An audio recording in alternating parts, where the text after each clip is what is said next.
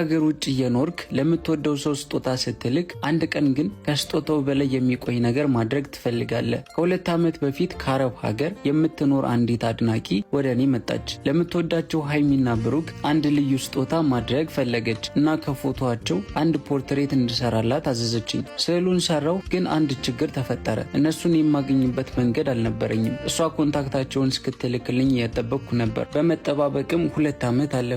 ይህንን ስዕል አሁን እንደገና ሳየው አንድ ነገር አስታወሰኝ። ከሀገር ውጭ ለምትኖሩ ሰዎች አንዳንድ ጊዜ ቤተሰባቸውን ማየት አትችሉም። የልደት ቀን ላይ አብረ መሆን አትችልም። በልዩ ቀን ላይ እጅን ዘርግተህ ስጦታ መስጠት አትችልም። በዚህም ምክንያት ከሩቅ የምትልከው ነገር ትርጉም ያለው እንዲሆን ትፈልጋለህ።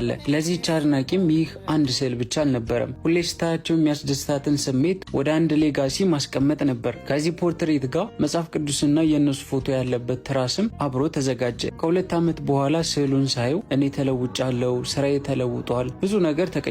ግን የስዕሉ ትርጉም አልተቀየረም። ምክንያቱም ሪል አርት ዳዝንት ኤክስፓየር። ስዕል ያለፈውን ቀን ያስታውሳል። በመጨረሻም የ2 ዓመት ሙሉ ታሪክ የያዘው ስራ ወደ እነሱ ደረሰ።